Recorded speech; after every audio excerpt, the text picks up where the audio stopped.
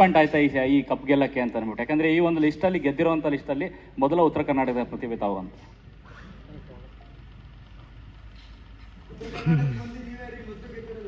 ಹೌದ್ರಿ ಅಣ್ಣ, ಅದಕ್ಕೆ ಖುಷಿ ಆತ್ರಿ ಅಣ್ಣ. ಯಾಕೆಂದ್ರೆ ನೆನ್ನೆ ಮನೆ ಮುಂದೆ ಸಾಕಷ್ಟು ಸಂಖ್ಯೆಯಲ್ಲಿ ಸೇರಿರಿ ನಿಮ್ಮ ಅಭಿಮಾನಿಗಳು ಅಂತ, ಊರಿಂದ ಹುಡ್ಕೊಂಡು ಬಂದಿದ್ರು ತುಂಬಾ ಜನ. ಹೌದ್ರಿ ಊರಾಗೆಲ್ಲ ಪಟಾಕ್ಷಿ ಹಚ್ಚಿ ಎಲ್ಲ ನಂಗಾರಿ ಹಿಂಗಾರಿ ಬಾರಿಸಿ ಭಜನೆ ಗಿಜನಿ ಹಾಕ್ಯಾರ. ನಮ್ರಾಗ ಖುಷಿ ಆಗತ್ತೆ. ಹನುಮಂತ ಅವರೇ, ನಿಮ್ಮ ಮೂಲ ಕಲೆ ಇಲ್ಲಿ, ನಿಮ್ಮ ಮೂಲ ಕಲೆ ಬಂದು ಭಜನೆ. ತುಂಬಾ ಸಂಗೀತ ಕಾರ್ಯಕ್ರಮಗಳು ಕೊಟ್ಟಿದ್ದೀರಾ, ಹಳ್ಳಿಗಳಿಗೆ ಹೋಗಿ ಹಾಡಿದ್ದೀರಾ. ಈ ಬಿಗ್ ಬಾಸ್ ವಿನ್ ಆದ್ಮೇಲೆ ಒಂದು ಸ್ಟೇಟಸ್ ಚೇಂಜ್ ಆಗಿದೆ ನಿಮಗೆ. ಆ ಪಾಪ್ಯುಲಾರಿಟಿ ನಿಮ್ಗೆ ಏನಾದ್ರು ತಲೆಬಾರ ಅನ್ನಿಸ್ತಾ ಇದೆಯಾ? ಮುಂದಿನ ನಿಮ್ಮ ಲೈಫ್ ಹೇಗಿರುತ್ತೆ ಅಂತ. ಏನಕ್ಕಂದ್ರೆ ಎಲ್ಲ ಹೋದ್ರು ಜನ ಸೆಲ್ಫಿ ಕೇಳ್ತಾರೆ, ಮುಗಿ ಬೀಳ್ತಾರೆ, ಅದಕ್ಕೆಲ್ಲ ರೆಡಿ ಆಗಿದ್ದೀರಾ ನೀವು ಮಾನಸಿಕವಾಗಿ? ಹ್ಞೂನ್ರಿ, ರೆಡಿ ಅದೇನ, ಹಂಗೇನಿಲ್ರಿ, ಚಲೋ ಇರ್ತೀನಿ.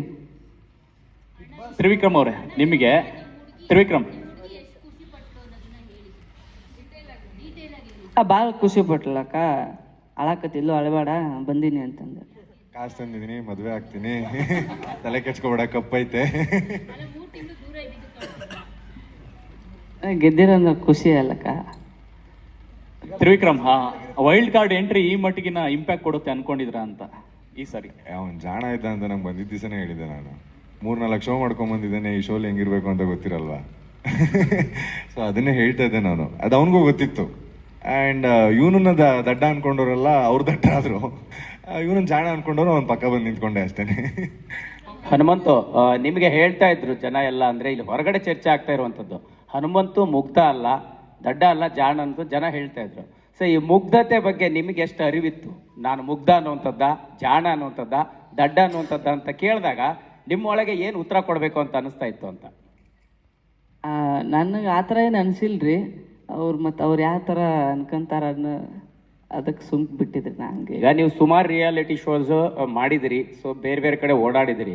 ಸೊ ಈಗ ನಿಮ್ಗೇನೋ ಬೇರೆ ಪ್ರಪಂಚ ಗೊತ್ತೇ ಇಲ್ಲೋ ಅನ್ನೋಂಥ ರೀತಿಯಲ್ಲಿ ಸುಮಾರು ವಿಷಯಗಳು ಆಯಿತು. ಅದನ್ನು ಹೇಳ್ಬೇಕಾ ಬೇಡ ಗೊತ್ತಿಲ್ಲ, ಕೆಲವು ವಿಚಾರಗಳು ಇಲ್ಲ ನನಗೆ ಗೊತ್ತೇ ಇಲ್ಲ, ಇಲ್ಲಿ ಹೋಗೇ ಇಲ್ಲ, ಇದು ನೋಡೇ ಇಲ್ಲ ಅನ್ನೋಂಥ ವಿಚಾರ ಇರ್ತದಲ್ಲ, ಅದನ್ನು ನೀವೇ ರೆಪ್ರೆಸೆಂಟ್ ಮಾಡ್ತಿದ್ರಾ ಅಥವಾ ನಿಜವಾಗ್ಲೂ ಗೊತ್ತಿರ್ತಿರ್ಲಿಲ್ವಾ ಅಂತ?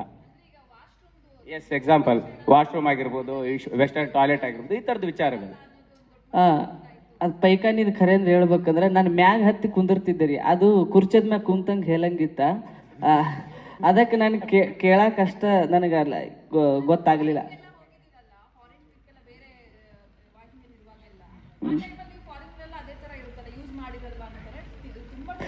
ಅಲ್ಲಾದ್ರೂ ನಾನು ಹಂಗ ಹತ್ತು ಕೂತಿದ್ದೆ, ಆದ್ರೆ ಅಲ್ಲಿ ನೀರು ಇದ್ದಿದ್ದಿಲ್ಲ, ಹಾಳಿ ತಕ್ಕ ಹಾಳಿಲೇ ಒರೆಸ್ಕೊಂಡಿದ್ದೀನಿ. ಅದಕ್ಕೆ ತಲೆ ಹಾಪಾಗಿತ್ತು ನನಗೆ.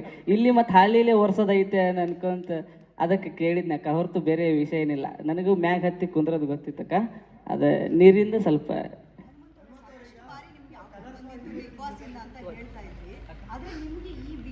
ಸಾಕಷ್ಟು ಬಾರಿ ಬಿಗ್ ಬಾಸ್ ಬನ್ನಿ ಅಂತ ಹೇಳಿ ಕರೆ ಬಂದಿತ್ತು ಅಂತ ಹೇಳ್ತಾ ಇದ್ರಿ. ಈ ಬಿಗ್ ಬಾಸ್ ಸೀಸನ್ ಅಲ್ಲಿ ನೀವು ವೈಟ್ ಕಾರ್ಡ್ ಎಂಟ್ರಿ ಆದ್ರೆ ನಿಮಗೆ ಮೊದಲೇ ಅಂದ್ರೆ ಬಿಗ್ ಬಾಸ್ ಶುರುವಾಗ